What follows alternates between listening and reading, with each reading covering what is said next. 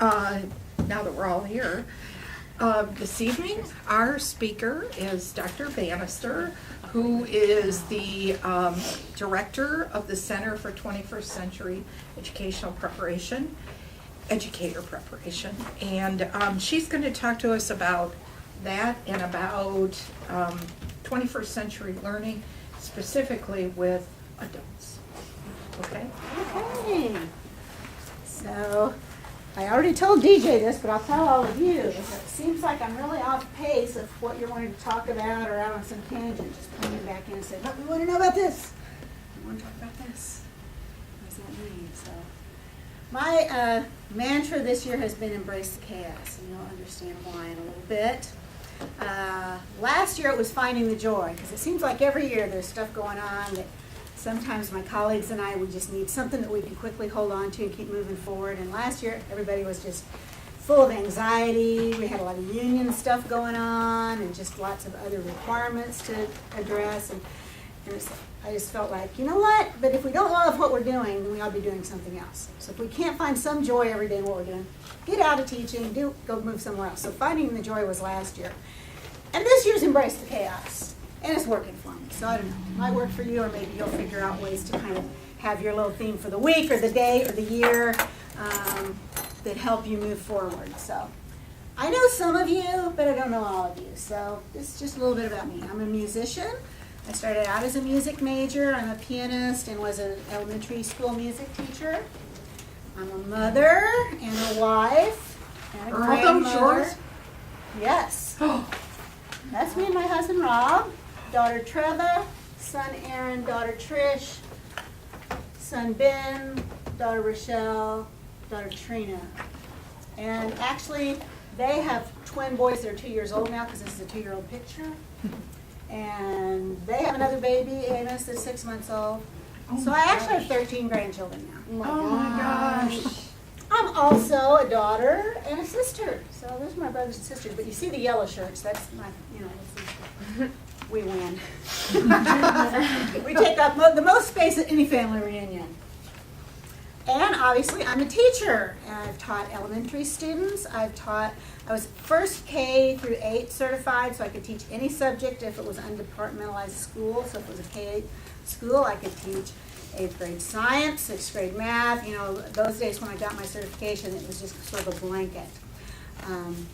But I mostly taught music. I did homeschool my kids for 11 years. But after that, I was teaching mainly music until I decided to get my PhD. I already had my master's degree, and I needed to go get a few classes to renew my certification in teaching. So I thought, well, if I'm going to do that, I might as well say I'm getting a degree. So I told Indiana University I was in the PhD program. I didn't really know I would be in the PhD program, but I was going to take at least a few classes. And they offered me an assistantship. And I was doing a lot with technology because I taught music and art using technologies, written grants for like MIDI keyboards. So, not only can you play the piano now, but you can make yourself sound like a symphony, violin, flute, guitar, whatever you want to change the controls, and you can do that. So I was using a lot of technology in my music classes. So I majored in curriculum studies and multimedia technology. And they said, hey, well, we'll give you an assistantship if you'll teach these freshman technology classes for educators and make a website. I'm like, okay. So I was still teaching music in elementary school and working on my PhD and teaching freshmen in college. And honestly, I told my freshmen many times, you're not that different from my kindergartners. It's really true. And I bet you'll find that your adult learners really are not that much different from teenage learners, from learners in their 20s, from my kindergartners. I mean, there's things that reach across teaching and learning that are sort of universal, or if you are a teacher, you know how to use those big ideas and big themes then to address whoever you have. I'm also a geek, because I like the technology, obviously. I'm a friend. That's my friend Rachel. You might have seen her. Her office is back in that corner. And a colleague. That's me and Associate Dean Brian Campbell meeting in the beanbag chairs one day. So there's probably more about me, but there's my arrow in case you couldn't find me in these pictures. Where is she? Oh, there she is. So I know you guys have been doing a lot of reading and a lot of talking already about adult learners, about the world we're in, about the pressures of education and what people are wanting. And you did already do some reading about the millennials, I think, and some ideas of, well, how, might adults approach education different than, people your age. So is there anything from those readings that you just were sort of eating away at you that you either wanted to bring up before I sort of talk a little more, or big ideas or questions from that, disagreements? DJ has one. I have one. I'm really concerned about working with adults who are, this just happened, I just read about a guy who was 55 years old, and the company decided he was no longer of value to the company. So they let him go. And at 55 years old, he's been in the banking industry his whole life, and now he doesn't have a job. And he said, I can use a computer, I do finance work, but I have a flip phone. And he said, that's kind of where I'm at, and the world is different. How do you address somebody who's in their 50s or older, who loses their position, who has to retrain and isn't up to snuff? How do you deal with all that? I know there've got to be a lot of dynamics with those groups, with that group and those Absolutely. learners. I'm 58. But you're not. You're tech savvy. But I'm not on a flip phone. So my mother still is on like one of those really old phones that you just pay by however many calls you use, and then you go add Track phone? Yeah, then go add more minutes to it whenever. She's on Facebook now. Ooh. So she likes that. I mean, every person's different, so you can't just go by age. But you certainly have to have a quick way to sort of inventory, I think, two things: what people's passions are, and then what the sort of job demand or what the industry possibilities are. And if you can sort of quickly assess those two things, then you try to find sort of some of the matches. Because if it's something they're passionate about, they'll work to do whatever skills or retooling they need to do because of that passion to fit in whatever the marketplace is demanding. We're in a world now, though, that it's not going to be unusual for people to have 15 or 20 different jobs, even some people will say careers, because there's so many jobs that are going to be, even in 5 years, that we don't even know about right now. So it's a process of being a lifelong learner, whoever you are, whether you're in third grade right now, or whether you're in college, or whether you're in your 40s or 50s, learning to learn, and sort of the whole idea of metacognition, knowing how you learn and how you think, thinking about your thinking, I think are the most critical. Because if you know how you learn, and you've thought enough about how you think, then you can figure out, and then what teachers do is sort of help bring those things together. So for your adult learners. And I don't know if you guys have looked at any kinds of ways or interviews or inventories to get at what people's sort of interests and passions are or not. And then obviously you guys are going to be experts in each year what sort of the, and depending on where you are geographically, what the pockets of opportunities are. Because if somebody's 55 years old, they may or may not be willing to move out of their geographic area. So even if there's a lot of demand for this thing over here, which they might even have a passion for, but they're not going to move 3 states away to do that. So you have to sort of rein back in and say, okay, well, what is available in this area? If this is your restriction, because you want to be here, which I get that. If you've paid for a house already and you're looking at maybe retiring in 10 years and you already have kids or grandkids, you don't want to go clear over here. So those are just some random thoughts. Okay, thanks. I was talking with one of my colleagues over at Penta today, and he's still in his 20s. And the subject we got on, and I'd totally forgotten this, was that 4 or 5 years ago, I took the beginning IT course to get my Net Plus certification at Owens. And this was a room full of mostly guys, and I get to talking to them after the course progressed. the bulk of them were there because they had no choice. They had no interest in IT. They were working for a large corporation that was shutting a plant down, so they were required to provide retraining and all of this. And they were given a choice from column A, column B, or column C. And this course was the least objectionable to them. But they had no intention. Doing anything with that, of being an IT person. One guy in particular just didn't have the aptitude for it. Right. His mind didn't work that way.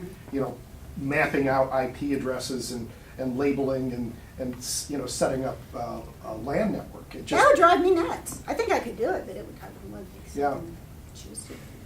But I was just curious as to how common that is with, the system. We're going to retrain you, but you have no choice. But here are the choices that we have for you. Yeah. And I guess the good news about Embrace the Chaos is the fact that there are a lot of possibilities on how to retool and retrain apart from our traditional ways of education. And so if you can surf the internet, you can start finding other people in your areas of expertise. Like my husband's a Beatles freak, and he's always wanting to learn how to play exactly the riff that, George did on this certain song, or how to do this next chord progression.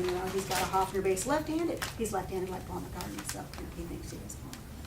But Does he have he 60 has million several dollars? news groups that he follows, and all the chatter of, where these different sound like Beatle groups are, but also, look at this set of videos, this guy can teach you how to do this, go talk to this person. He's bought guitars and sold guitars all around the world, because he knows who to talk to, and he's not in any sort of class that ever trained him to do this. So there really are ways that you can find groups of experts who just love what they do, what they're thinking about, love talking about it, and will share with you if you know where to find it. You can also find a lot of people that believe, just like open source software, that software ought to be free and accessible, it shouldn't be prioritized, and that they also believe that education should be free and open. And so a lot of people spend a lot of time putting things together and creating, how to do this, or look at this, or use these materials, you can learn this. I think you've probably heard of MOOCs, massive open online courses, same idea. We can put this stuff out there, and if people want to learn, if they have an interest, if they have a passion, you can find ways to hook up. So at least it eliminates the problem of you only have 3 choices. Because in reality, you don't have just 3 choices. Well, I think in this case, If they were paying for it. And that was it. Right. That was it. But there's a lot of stuff for free that's pretty cool. So now, maybe not at that time. When was that? Just 4 or 5 years ago. Yeah, but it's still changed. It's changed Oh, quite yeah. a bit. Oh, yeah. Since, And a lot of corporations and companies sort of pre-package their own courses and materials now, so they might even have more options because of that. They're able to say, okay, we should have these 3, but now we've been able to add, these other 6 or 7 because of the ways that we can sort of capture and put together different technological resources. So, in digital ways.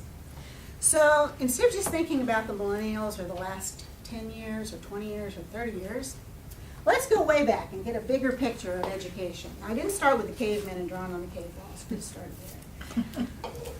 But we as human beings have always wanted to communicate and always wanted to grow and share what we've learned. And it used to be narrative traditions, and people would memorize, the stories and things that people had.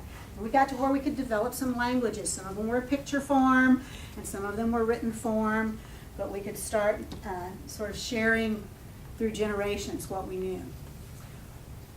Meeting around, just having Socratic dialogues, asking the big questions, debating, using philosophy. That was another way that in years past, and we still do today, we could share knowledge. Then the printing press comes. And now all of a sudden, what we know and what we've written down can all of a sudden be distributed much more globally. Still had cost to it, so not everyone maybe owned a book, but it was a lot easier to get to printed materials. So then you start sort of mass producing what the curriculum is. And everybody can sit there and study that bit of the curriculum. And as things grew and industrialized, we had even bigger areas where we could pipe people through the different tracks, whatever the curriculum we decided was. But now what's happening, this is from Penta, is we figured out because of the resources we have, we can make sort of different pods of labs and learning communities, depending on what your interest is, even in high school, to help you funnel through where your interests lie and have a nice, flexible, mobile, technologically rich environment to learn from and prepare. And then we've also got a lot of stuff that's available online. So I would say that these are the two models that we're flexing in right now. And that's going to continue to grow. You're not going to be in a place like this very much longer if you still are. If that was your goal, to be in a classroom that was probably like your classroom even 5 years ago, you're not going to have a very long career. But if you can see yourself in sort of this mobile, flexible, technology-rich environment, bless you, and/or delivering things digitally all around the world and having conversations with people, that's really where our teaching and learning environment is. I would say is going, but it's already there. We're just going to continue to have better tools, faster tools, and more access than we do right now. So, yeah, even the phone you have in your pocket, if you can think about what that would do 5 years ago and what it does now. You know, what's going to happen in another 5 years? I think we'll just have a little embedded thing in my ear, you know, my Google Glass, and I'll That syncs to ping, everything. ping, and then I'll just see it, you know, and I'll be trying to drive my car, but now I'm reading this web article. I have no idea, man. I think That's a little scary. It already happens Somebody was now. on Shark Tank Yeah. with that idea, embedding a Bluetooth device right in your head. You would never be left alone, I feel like. Well, How do you turn it off? yeah, and that's Yeah. one thing we have not done a good job about. We have not done a good job in figuring out how to put boundaries on what's Yeah. possible. And we all need to learn how to do that, like when we are shutting off our email or when we're going to disconnect Facebook or when we've read enough on whatever thing it, because you're never going to get to it all. You know, that's embrace the chaos also. There's so much. You're only ever going to be able to get to a tiny bit of it. And then you have to make decisions about, you know, how you're spending your time, what that is. And I think teachers have to help their students learn that. And a lot of us maybe haven't figured it out yet. But having conversations on, you know, digital citizenship, what those boundaries are, how they're, you know, how you maintain those boundaries and figure it out. But yeah, why couldn't you put something here, something that would even connect through my earring, you know? And I could I just want to be able to turn it off. Yeah. Right, but you have to be able to turn it off. Yeah. Exactly. Yeah. I'm not sure I want, I haven't figured Yeah, out what- whether I want my dog to be chipped yet. Because I think that's kind of an invasion of privacy, Right. you know, Yeah. and I She realize wants to run she's away. a dog, but. you know. Yeah, but still.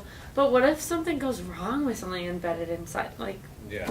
that's kind of Yeah, weird because to don't they already me. say that like cell phones cause problems just holding them to our heads? So like, Right. why would we want to implant? Have it there all the time. Well, you guys are all too young to remember, but back when they used to give you real silver fillings, you know, eons ago, every now and then you heard of somebody picking up the local AM station In their on teeth. their teeth. In their teeth. Yeah, because well, What? the explanation is very convoluted. Well, they're packing it in. I don't get What they it. did was they created a detector like an old crystal radio. Okay, What is but that? All right, He laughs. Sidebar, sidebar. But it yeah. is true, yeah. Right. When you think about where we've been, the $6 million man, Right. these guys are too young to remember. So We bring wish. some references that we know. But what about that TV show right now, Intelligence? Yeah, Never that new seen it. TV show with the guy who's got some kind, I haven't watched it yet, but Yeah, but there are a lot of he's got things some in kind of- movies and on TV kind of freaky. that, you know, have predicated in the actual world technologies we being live in here. today You look is back and you're like, freaky. oh, well, they thought, you know, Star Trek. Yeah. Beam me up, Scotty. That was like, wow. Well, we're there. yeah. Finally, no. You can precisely date any television show within the last 15 years by the cell phones used. Have you Yeah, 'cause noticed some that? of them are like Well, a you were talking about changes You're talking about change, the change, how rapidly it's going. But it just occurred to me, you can absolutely date any show by the cell phone. They thought it was cool when they had a flip phone. I can remember back in the original Hawaii 5.0 series, where some guy had this big monster of a thing, and that was really cool. It was called a cell phone because it had a giant cell, the battery. Well, this was actually just a portable phone. They didn't have cellular phones back then, or they did, but they fit in the trunk of your car. Right, yeah. Portable phone, as in you have to still plug Yeah. it in. Yeah. Making sure I Car phone. I do remember car Car phones phones. because my dad's first car, The Star. when what's I was what's that born, service still called? had a car Oh, phone. OnStar. OnStar. My aunt, I used to think her car was so cool. She had this SUV with that in it. I'd play with it. So it does show a Talking strength. with people But on going back to your OnStar. question about your 55-year-old person, they still have a lot of experiences and knowledge that you guys don't have, right? Because you were not there and you don't have, and a lot of that is valuable. And so, you have to affirm people, especially if they're feeling like, man, I've been kicked out of my job, I don't know what to do, to bring affirmation to the fact that, hey, you've got a lot of knowledge and a lot of skills. So I guess at some point I we're might gonna be old never too, have, right? and that can relate to going to the next Way back level. So the When I question remember really when the becomes first with an smartphone adult came learner out. like that. To me, the best course of action is get him over his fear of technology. Because by Which doing is that, basically then he just can a bring all that confidence. experience to the table in a meaningful way. So the question becomes, how do you do that? Right, and again, it goes back to Confidence their and trust. No, passion. you're supposed to answer Confidence and this. trust, because trusting that this If is you know a what good their fit. passions are, then you start them tying into either the media or the written pages or the groups or whoever So is just available. Do you baby know. steps. So if you have to Right. teach Like them how sports to or surf the something? internet, to Right. find these groups, Right, how to do find that. this, what is this, how's it working? Okay, let's do that. Because there's not only all this stuff, and it's growing exponentially every day, Mhm. there's also all these conversations that are happening, in all sorts of different ways worldwide. If you're learning a foreign language now, you definitely should be online with someone that you found that speaks that language somewhere in the world that's willing to have little chats with you every once in a while. Right. Because they're out there and you can, benefit from that. So figuring out, you start obviously in little bits, but embrace the chaos because there's so many choices. So it really shouldn't be that hard to find something particularly interesting that you're passionate about, because there's people out there that are using it, talking about it, growing, sharing. This is just a tiny bit of just some of the apps that are out there, ways that we can collaborate, communicate, share. And again, there's new ones every day, and you guys probably have some of your favorites or some that you would never touch. But again, that's okay, because you're never going to be able to use them all. And why? You need to figure out what you want to do at that particular time, what's going to meet your needs, what's going to be cool, what's going to work with what you have, and go with that. And if somebody else says, oh yeah, but I just moved everything over to this because it's latest and greatest, well, maybe you want to do that or maybe you don't. And it's okay to say no. Again, that's the boundary thing. So figuring out, your time and your interests and what's going to benefit you, it may not be the same thing that benefits the person next to you. And that's perfectly okay. And that's why, the time that we're living in is so exciting. Because there's just going to be more and more information and more conversations and more tools, and even areas where people have sort of consolidated and collaborated to build, curriculum or resources. Our National Learning Registry is just in beta, but what they're trying to do at the U.S. Department of Education is pull together, a lot of free resources in different curricular areas and make a catalog so people can easily find these things. So I just threw a few of them up here. You probably have all heard of Khan Academy. Thinkfinity, it's free stuff. Curriki is all teacher created and shared tools, but again, all free, searchable, and constantly growing. So I don't know how much stuff is in there right now in your area, but if you create some really cool stuff, you should put it in there, because then it's another way, to professionally share with your peers and colleagues. And then all the different devices that we have to then manage and access and participate in all of these different conversations and all of this content and all of this media. But it's all here, and it's only going to get cheaper, faster, more accessible, and all of these things are just going to continue to grow. After last night on the Academy Awards, when Ellen did that selfie. When they crashed Twitter? When they crashed Twitter. My immediate reaction was, now the little kids who are watching this are going to grab phones if they don't have their own, do the selfie thing, and send it out. Right. And because someone of influence did that. Yeah. And then my husband was looking at that and he was saying, okay, how do you do that? And I said, I don't know, I have a Twitter account. I'm not quite sure, but I have graduate students who know how to do it. Yeah, yeah. And then my kids are sitting there, I don't believe you said that, Mom. You don't know, oh God. Well, I get because I have a Twitter account. I tweet, a couple times a week mainly. But I'm always amazed. I keep getting more followers. And I'm like, why are these people following me? I mean, I'm not doing that much. Now here's somebody else is following me. It's just very strange. It's to give them more people to follow. Right, so they've got more people to follow. So their numbers are high. It's like, are they really reading this or what? Yeah, it's a big numbers game. I mean, people used to just try to see how many friends they could get on Facebook. I guess, Right. to say, I have 384 friends. I wish I didn't have that people. You buy them all Christmas gifts too, don't you? Right. Well, my phone was dinging on Sunday morning, and it was in the other room, and it was ding, ding, ding, ding, ding. I'm like, who is texting me so many messages at once? And I finally went and picked it up, and it was all this gibberish, and all this gibberish, and all this gibberish. And then finally, my daughter Trevor says, sorry, Gavin had the phone. He's 2. I'm like, how do you know how to text Grandma? I have no idea. But he was like doing something. So, yeah, you're pointing That's at a his little scary, yeah. Yeah. So they're learning even Right. earlier. Sarah, do your kids do it yet? Do they text?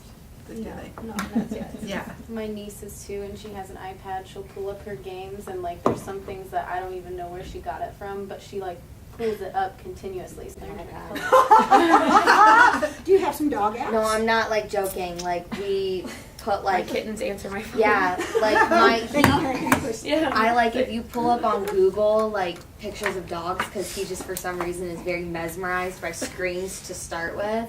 And so if you pull up pictures of dogs, he's actually figured out like to swipe to the side to change the picture because he does. I have like small like marks on my screen protector. It's a really good screen protector, and it's just like small marks from like him dragging his paw Yeah. across it in the same place. He's figured it out. My I like should Google pets even using if iPads. like that's why it doesn't You surprise need me to that get a a 2-year-old movie of can do it that because and my put it dog on put it can do on it. My We need to have kittens a answer movie. my phone sometimes, like Yeah. yours. And then they like when I'm on my computer, they're like mesmerized by the mouse and like everything going on. Of course, And it's they a just mouse. like look around. They like look around and then they see like if my phone pops up, they'll just like swipe. Just, like, It's weird. it's kind of a little creepy. Yeah, so we do have to kind of figure out What even what's there? good, what's cool, what's usable, and what's technology creepy. now. That's right. Creepiness. And we go with what's going to work. Anybody know of Richard Coulada? Not very many people do, I don't think. But anyway, I heard him speak in June when I was in Utah at the InstructureCon conference, and everything that was coming out of his mouth was, yes, that's exactly what I think and what I've been saying. So you guys have to find, in your own personal learning networks, people that are speaking to you and the path that you want to go on. Because I guarantee you that everyone sitting here, if they were really honest and could really spend enough time saying what they, how they vision their path going, you're all going in a little bit different way. So to figure out which way you're going and who are the people that can help get you there, those conversations. But he's mine for right now. So I went to ISTE conference 1 month later in San Antonio, and he was there, so I had to go hear him again. Probably thought I was kind of I keep showing up everybody's But he works for the U.S. Department of Education in the Office of Technology. And you can find some of his little spiels on their website and in TED Talks. But he really was talking about this whole thing that we've already talked about, all the stuff that's out there, and all the conversations that are going on, and trying to figure out what you need and how to pull out what you need from that, or how you're going to help other adults pull out what they need from all these things available. And some of the key buzzwords are personalized learning, one-to-one mobile, and competency-based education. And this is for K-12, as well as higher ed, as well as for lifelong learning. Because again, we've got all these pieces now in place. We haven't done a good job of synthesizing it all yet, but that's going to be coming, I think, within the next 10 years. I call this the decade of disruption. At the end of these 10 years, there's going to be some things that don't exist anymore. Within K-12 and within higher education, some total institutions that won't even be around. And then there may be new things springing up, and also some new models of how we really teach and learn. At the beginning of one of the Star Trek movies, Spock's standing there, he's in school, and all these things are swirling around, and you hear this voice, and he's talking. Any of you ever seen it? I'm like, we have the capability of having classrooms that are like that. Because we already have all the pieces in place. Maybe we haven't figured out how to put it all together yet. So each person is going to have what their learning goals were, what they should have accomplished, and it's going into a system, and the teacher's pulling it back out and saying, yeah, you did that, now you're going to go do the next thing. And it's going to be seamless enough that you really, because we all know that individualized learning was, really one of the best ways to teach. But when you've got a classroom of 30, it's really hard to do. Yeah. So we've generally still had to somehow manage large groups of instruction. We don't have to do that anymore. There are ways that we can figure out how to use the technology tools that we have to then provide different experiences, different content, different assessments for students and teachers become more coaches, mentors, and assessors. So say, yeah, you've demonstrated you know that, now go do this. What? Oh, I'm sorry. No, go ahead. I was just going to say, when I was here as an undergrad, the one-to-one mobile was not a part of it, but the personalized and the competency-based was. And when I went out to teach high school seniors, they were all doing something different.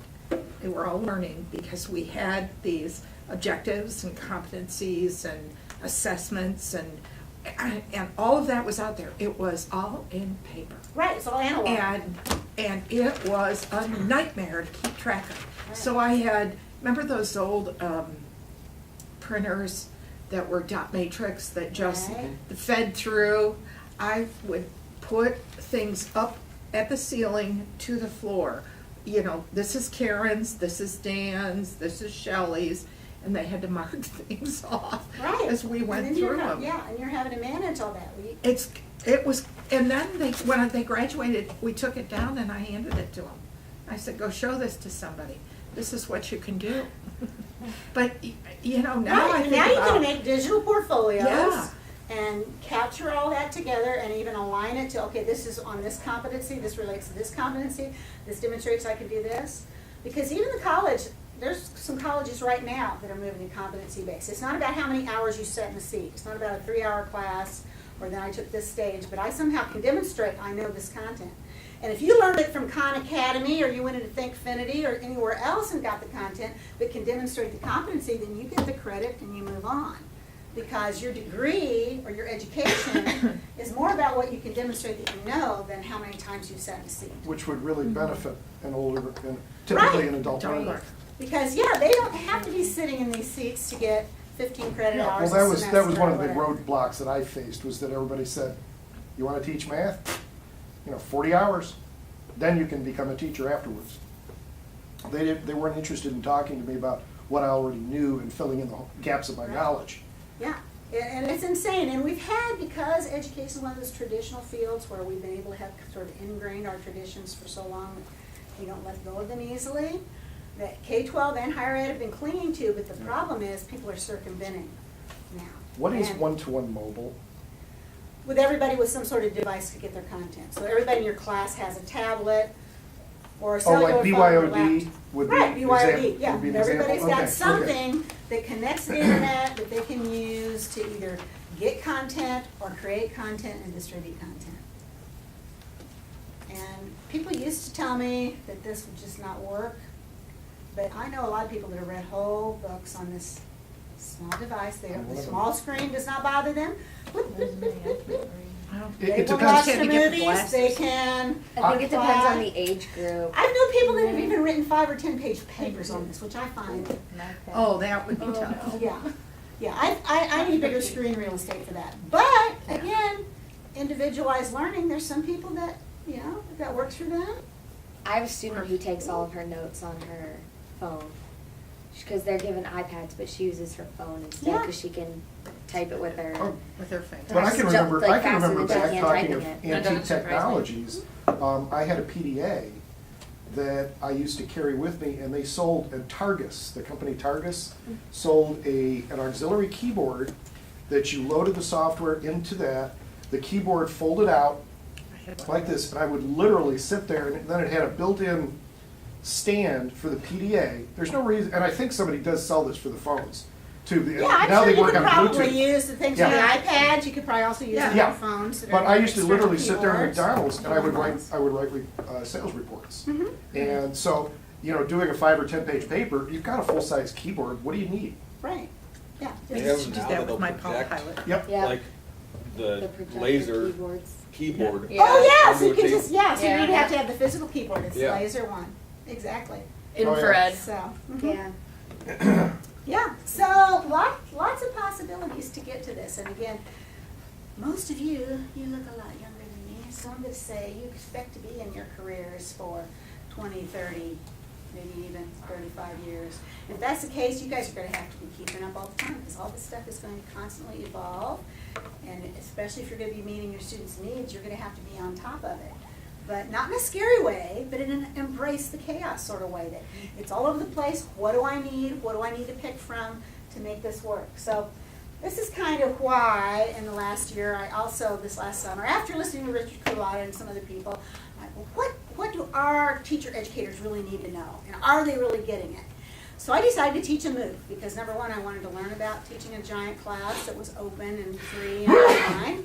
Bless you. But I was also hoping that some of our BGSU students would jump in and be a part of it. We had some in the fall, and then we're doing it again this spring. So that's been cool. But these were the main tenets that got me started. So I'm going to play you the challenge because my intent was to kind of just catch everybody's attention and make them go, oh, really? I do need to know about more of this. Bless you again. I'm sorry. Oh, you're all right.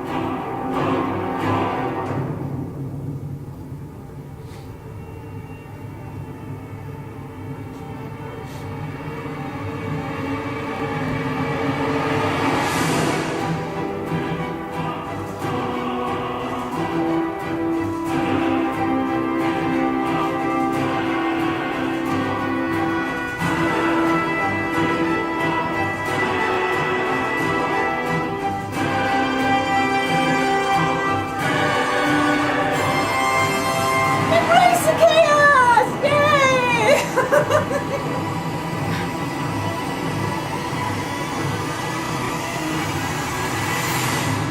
So this is how I got my 3,000 people to be in this class.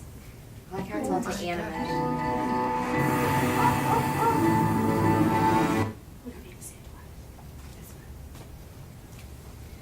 But that's how my mind works. So that's kind of where I got to the point that we are right now and how I got to these things. Because I feel like that's what 21st century teaching and learning is going to be about. Know your students. So again, that 55-year-old that DJ brought up early in the, what are his passions? So you know who your students are, you know what's important to them. And then be a curator of content. That means just like in an art museum, we'll talk a little bit more about that. Because there's so many choices, you've got to know enough about the choices out there that you can pull in what you need and then distribute it when you need it. And then design learning environments that are active and involved. I can send you this keynote if you want, so you don't have to write all these things. Okay. Analyzing real competencies, again, that goes to competency-based. So if you can show me that you know it, you're done, move on to the next thing. You don't need to be sitting here for night after night. Prepare for the future because it's here. It's not some faraway thing. So this is just a little bit about content curation, because I think this is what people find maybe what they need the most right now. And it is just like if you went to an art museum. When you walk down the halls of the art museum, you're not seeing everything they own. You're seeing the things that the curator, the collectors decided to put out for this particular exhibit right now. They've got a whole lot of stuff in the back rooms, and they've got it cataloged and distributed and put in little drawers. Just like you guys, you've got to know not only maybe what you're using this week to teach your students, but what else is available that you've kind of got in the back burner that maybe you found on Thinkfinity or Curriki or Cool Tools for Schools or whatever, but you've found enough things so that if this student all of a sudden pops up and really needs this, you can say, oh yeah, that's in that drawer right there. Here you go. Use this, do this. It'll help you get to the next level. So that's what content curation means. It does mean developing some expertise in your particular areas of interest. And again, when we talk about those paths, you each probably have a little bit different path of where you're wanting to go. So again, finding the people and the resources that are on that pathway and not worrying about all the ones that are all in these other places until maybe there's pops up something that you need and then you can pull it out. And then having conversations with those like-minded people that can help you figure out what is this and how would this work best and how could I use this, and if the student is interested in this, what would they do? These are just some graphs about the number of articles that have been online up to 2015, the number of apps for Androids and iOS that have been created and distributed in the last few years, the number of Facebook users just to 2011, the number of blogs that exist. You notice anything similar about these items? None of them are going down. Right. And you could have many, many more things that are looking at this. So again, the collection keeps growing. So to be a curator, it doesn't mean you need to know everything about everything. You just need to know how to search or to find the experts that are interested in what you're interested in that can point you in the right direction. So again, your PLN becomes very, very important. Your personal learning network. How many of you say, I already have a PLN. I know what it is. I can describe it to somebody. You probably do. You maybe just never called it a PLN. It's something else that you can look into. But it's a way that you are figuring out that works for you to, again, find the people and the resources that you're most interested in and keeping that collected in a way that you can go back to it and search it and pull out what you need when you need it. So that was another goal of BABE 13 and 14 is to start your own PLN. Start finding those resources. Don't sit in a chair and say, wow, that class was a waste of my time. I didn't get anything out of it that I needed. Don't waste your lives that way. Find what you need, learn about what you're going to use, and start putting it in a framework where it's easy for you to get to it and pull it up and use it. Which brings us to the Center of Excellence. What the heck are we doing here? In the broad sense, we're just trying to find out what's out there. I say I may not have a lot of answers, I do have a lot of questions. But I think that's the best way to be, because there's usually not one right answer anyway. So if you have a question, or you have a need, or you have a passion, then you start, well, let's try this. Does that work? Well, if it doesn't work, we throw it out and we do something else. If it does work, cool. So DJ asked me to talk a little bit about what we're doing here, but I'm going to stop before I do that just to see reactions or questions, because I know I've thrown a lot of stuff at you. Anybody got cognitive overload at this point and realize? When you talk about a personal learning network, can it be something as simple as using your own website as a storehouse for various aspects? Is that the type of thing? Sure. Like I go for social bookmarking, and it keeps a lot of my different things I find on the web. Goes there. I have a Pocket account as well as a Twitter account. And so I read a lot of things on Zeit, so if I'm reading something, I really like it, put it in my Pocket or put it in Twitter or put it on Digo, so that later when somebody says, I need some resources regarding smartboards, all I do is go into Digo or my Pocket and type smartboard, and boom, everything that I read that I thought was cool is right there. maybe I didn't use it for 6 months, but I at least have those because it was something that I found valuable at the time. And then, again, who you follow. If you're following somebody on Twitter, or you're in Classroom 2.0, or I don't know the specific business marketing adult learner, but I'm sure that there are organizations and news groups and chat rooms, and there's a Twitter management thing called EdChat that they do once a week. So you do hashtag EdChat and see what their topic is, and then anybody all over the world joins EdChat at that time, and you have conversations with these people on whatever that certain topic was. So there's a way to tap into a lot of different areas of expertise. In our BADE class, just last week, we had a Google Hangout on air. So we had a guy in Fort Wayne talk to us for an hour about different open, free educational resources and how to curate content. But it was broadcast live at that time all over the world, but it also archived and is now on YouTube. So if people missed it because they couldn't, even the guy in the Philippines is like, I will be there at 4 a.m. I'm like, Jed, you know what? You can watch this, it's going to record. No, but I want to be there live. Okay. 4 a.m. But you know, we're all on different time zones and different schedules, so it's nice to know that most things that are available now, you can participate in synchronously, but you can also archive in very many ways so that you can access it later. I was telling DJ earlier, we had a session called I Liked You Better When I Could Pause You last year, about students really liking the fact that they had audio or video feeds from faculty, and I know I speak really fast. So some of you may want to look at this later and rewind. What was that? Rewind. What was that? But so that you can parcel things out and think about certain ideas a little bit longer till there's some clarity. Or scrub through what you don't care about, because it's okay. Again, there's so much stuff out there. You don't have to watch and listen to every single minute of everything. If it's not helping you, scrub through and find what is. You know, or get a transcript and skim that and decide, because you have a lot more power than you think you do. And I think that's the most important thing you can impart to adult learners. They have a lot more power than they think they do.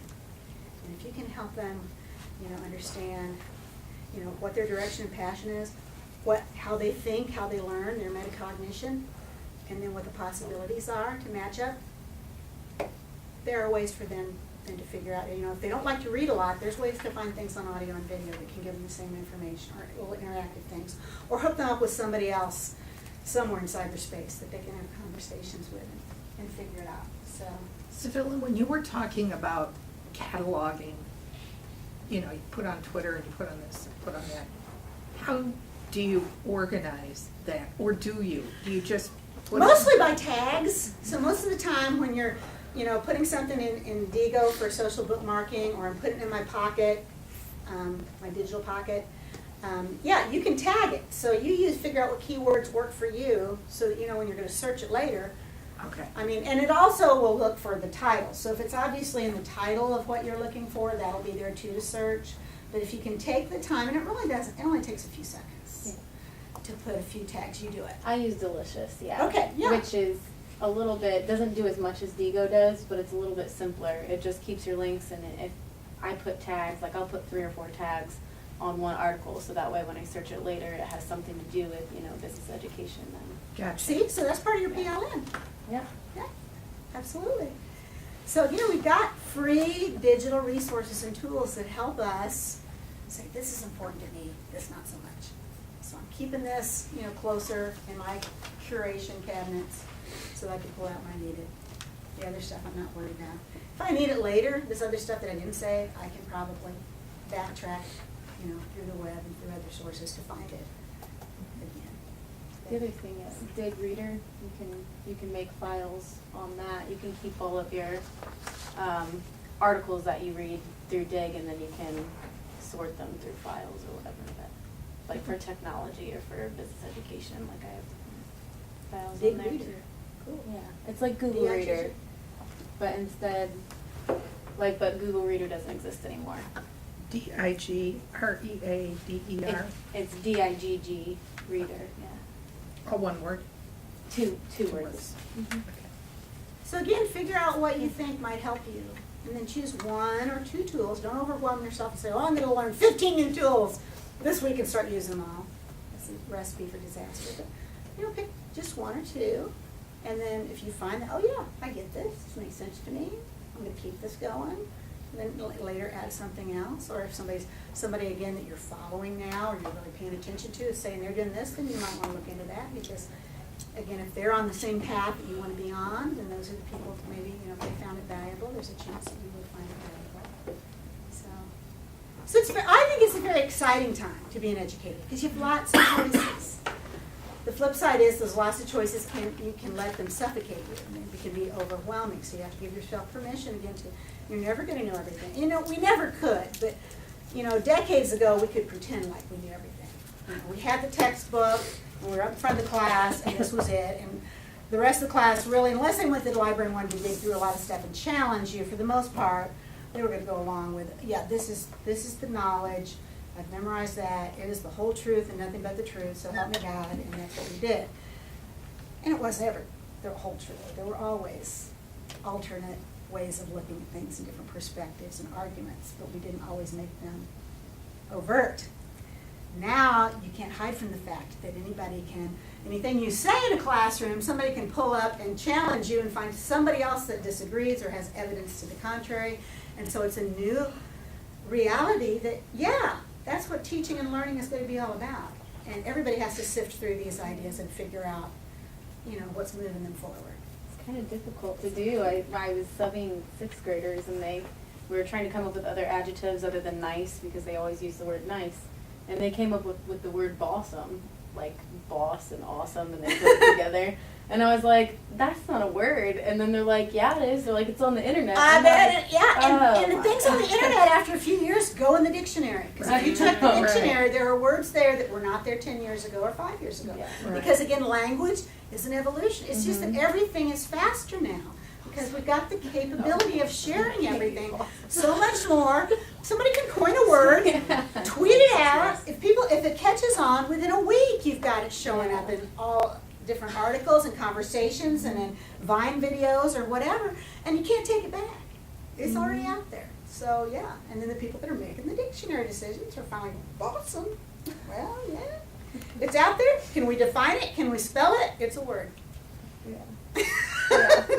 Add it to your Scrabble dictionary. Yeah. And Beat your spouse. There was a new hashtag that popped up during the Olympics, quinning, because that bobsledder Johnny Quinn had to break down his door to get out of his room. Oh, well, yeah. so people Yeah. were posting on Twitter, like when they broke Hashtag something Quitting. and, Right thing to get through. and Oh won my because gosh. of it. Like, it's quitting. yeah, it's quinning. There you go. Oh I've my quinned God. my leg. Yeah. Well, no, No. not so No, much. exactly. Yeah, that's You're not kind of a winning. negative impact. Yeah. But Wow. exactly. So see, Like you drive through a giant snowdrift to get to where you're supposed to be. Yeah, to get Quinning. Quitting. yeah. You're quitting. See, you can spell it. Kind of like I Yeah. tried to do a few weeks Yes. ago and got stuck. Yes. Did I tell you That that wasn't story? quitting. Yeah. You Oh, get yeah. stuck. Yeah. You have to Oh, make yeah. it through. 4 foot Really drift at the end. quitting. It wasn't even a drift. The stupid plow had come by, and this guy takes delight because I'm an outside corner, so he dumped the entire blade at the foot of my drive, literally, and just kept on going. And I looked at that and I said, my back doesn't feel like moving this, so I thought, not a problem. Back the car out, I'll just push it over. It was solid ice when I did it, and it took us an hour to dig my car out. That was not Quinn. It was. That was a Quinn attempt, but Yes. That's exciting. Hashtag not quinning. There you go. And I've had people say, "What is this hashtag? How do I know if it's a good?" I'm like, people make it up. We had this conversation at Conclave with some of the teachers Yeah. about what hashtag And we were like, is. it doesn't We were like, matter. it's just trending, like trending. Yeah, like you're We're trying to get something to trend. uh, And they're like, what? My Because mom. you can search for it and see where everybody else is using Yeah. it. And sometimes it's Or you a just line make right up your with what you own. want. Yeah. Sometimes I make up ones when we're having events or something, like, or I have a hashtag Babe14, so that if people tweet and do that hashtag, then I see what they're saying. So we can kind of track each other's conversations. Or like That close way. BG. Right. Oh, yeah. Close BG. So That's how you get Nationally something. trending. yeah, it's training Hashtag. conversations that you can be a piece and choose to be a part of, or Talk about you being don't have to be. powerful. My mom joined Facebook and she's like, why are these people putting number sign and then a bunch of words and they don't capitalize anything and there's no spaces. I hate capitals. Right. I'm like, oh, it's hashtag. It's and she's like, hashtag. what? I'm like, I don't even know how to begin. Yeah. I feel your mother's pain. And people are looking for hashtag EdChat Yeah. so they can see what the conversation is at that time about Right. that certain thing. So you can use it both ways. And So- again, so teachers it have is to a teach sorting students how to tool. use. Yes, Yeah. Hashtag is like- a Right. sorting It can It's like be, yeah. it's like putting tags, like how we were talking about. Right. with Oh, the- Like okay. you're at, like at whoever you're tagging, like the article company or Yeah, like whoever's on Twitter, whoever like, wrote they the have, like, article. trending things. So Yeah, like so if there were hashtag mini Oscars, hand quotes, like, Yeah. and so you Okay. click on it and it brings up everything that someone Gotcha. hashtags Gotcha. with Okay. that in it. Doctors of Instagram. yeah, because That was like the if there's hundreds of T-shirt thousands of thing. things out there, Yes. yeah. Yeah. you have to have some way of It's sorting like a good Yeah, promotional my tool, cousin- really. Right, because gotcha. Yep. people Gotcha. see it. Gotcha. Well, I think my time is up. But I will just say that stuff we do at the center is here on the website. So you can, and again, if you have a good idea of something you think we should be doing, because we try to have conversations with faculty, we try to have school partners that we're involved with doing different things. Again, I'm doing the move just to try to make more connections worldwide with people that are trying to figure out, because we're all trying to figure out, again, we don't have the answers. We just are trying to get the right questions and move that direction. That's what I like this BYOD BYOD Olympics. The BYOD That's fun. Olympics. Yes, we had the whiteboard Olympics last year. Last year. And gave away iPads. And When is BYOD? Well, it's a sad story. It was supposed to be last week, no, 2 weeks ago. But Oh. nobody had signed up because we had such a disaster with the weather and things, and then stuff didn't get on the board. I mean, I always had it on the web, and I kept on checking my Google sign up, and nobody had signed up. I'm like, I've been kind of sickly this year anyway, so I just kind of let it go. I Next guess fall. if there was a great outcry for it, we could still probably make it happen this year, otherwise next year. Next year. But the idea was people have to get up and do like a 5 or 10 minute, what they would be doing a lesson if everybody in their class had some sort of device. So what would that look like? Just trying to get people to think about being intentional. Avoid Because a we lot of say we're a heads we see device-friendly Yeah. campus, right? Yeah. And we want active learning, but how are we figuring out how to do that? Right. As you, as teachers, how do you figure out how to do that? If everybody in your class had some sort of connectivity, some sort of device, what would tie to your learning outcomes and experiences that's something that they should be doing? And then just be able to demonstrate that. Very cool. Do you have certain schools or so many schools that are coming to you for help? We have about 25 what I call loose partner schools, because what we've done in the last 2 years is just, it'll say so on the web, if you're interested in being a school partner, let me know. I put you on an email list, and anytime we're doing anything or I have a question about something, I send it out to all the school partners, and if they say, oh yeah, because like we've got right now 2 what are called There Now cameras, one in Gibsonburg and one in Rossford. They're 360 cameras that you can operate remotely and get a video feed, from a remote location of the classroom. And so I've got 2 schools there that said, yeah, we'd be interested in doing that and seeing how we can, more easily share what's going on in our school with you guys at BGSU. And so whenever we have anything, I just like, hey, is anybody interested in this? Like PD 360, we've got a license for that this year, so we've given some to about 12 or 13 teachers that were interested in it, as well as our faculty and some students that are interested in it, just to see, if it's something that, again, we're exploring and deploying. So we're trying to figure out what might be useful and then use it enough to see, if it fits. But yeah, so if anybody that's interested, just email me and say, hey, we want to be on your partners list for the center. And if they have specific questions or needs, we don't have unlimited resources. I've actually done this job for just 1 course release a semester for the last 2 years. So yeah, I have a lot of other things I'm supposed to be doing too, but to the best of our ability. I think the biggest thing is about the conversations, putting people together to have conversations about what their needs are, what's out there, what they want to try, what it's going to be like in 10 The years. conversations here that happen here are pretty lively. Yeah, I love it. yeah. Even if I'm not directly involved, I kind of get it. You get it no matter what, because you see I'm kind of a loud talker, so Yeah. even when DJ's back there in her office, or Bob is there, or Rachel's back, anybody that's in here, if we're doing something, Gets they're pretty much exposed. in part of whatever's going on. And that's okay. We learn by osmosis. That's right. So good. Yes, sir. All right. One of the, DJ, of course, gives us these assignments to prepare for the speakers. And one of the things that she asked us to do was learn about your marketing methods. And I'm thinking, why is she really asking that question? Because now that you're in a digital learning environment, the learning environment becomes its own marketing method, correct? In other words, you're doing the marketing by having the MOOC. Well, there's a lot of digital footprints, I would say. And Out there. in other words, it's kind of blurred the lines between traditional, handing out pens and saying, join our MOOC. I do have pens and flash drives that say 21st Century And you Teaching and didn't Learning. bring them? They're in here. And Do she you need has, them? and she has There, I can. I do have information. some. Yeah, we have posters that go out, and we have flyers about that's the M-Learning Symposium in May. You guys should come. You should come. And when I was going to do the MOOC, I did send it to a couple organizations that I'm a part of, like Technology and Teacher Education or something, saying, I'm going to do this. If you guys have an email list or your students, you can put this out there if they're interested in. I told Matt Webb, send this out to all the students in EDHD in case any of them are interested. Here's a little blurb for that. Here's how you link and, sign up. So, yeah, there's things that we do to try to, besides the website, because I feel like the website at least is out there and I try to update it, enough that people can at least drill down and kind of see what's going on. And we wear our bright green shirts. 2 years ago when the dean said, will you take over the center? Because we actually had the center for 5 years, but we really weren't doing a whole lot with it. And I'm like, yeah, but we need t-shirts. He's like, what? I'm like, yeah. So we got our Ed Prep 21 t-shirts. We were out in the hall with iPads on breaks and saying, hey, can you do this activity on the iPad? And we're the Center of Excellence. And you walk around long enough and people believe you're a thing. It's true. So there are some analog things that you can do, signage and t-shirts and pins and websites. Right, you can make up your hashtag, right? It'll- Yeah. Last year, this Awesome. particular conference that she did, or day that she did, was just phenomenal. And if you get a chance during exam week, and it wasn't just about the speakers, but it was about the conversations that I had with people at breakfast and lunch.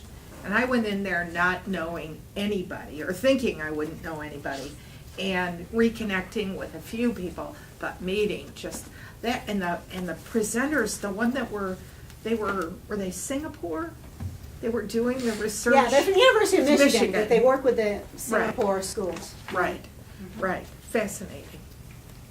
And then, Yeah, it's then fun you stuff. start It's about thinking the about, conversations, yeah, and then where that takes your mind and what's important to you, what you're passionate about, so that you know Right. where to go next. right. Because there's not one right answer. Sorry. Thanks, Savilla. Thank you. Let's thank Dr. Bannister. If you do decide that you want to come the whole day for the May 6th event, the M-Learning, let me know, because I can get you guys in for free.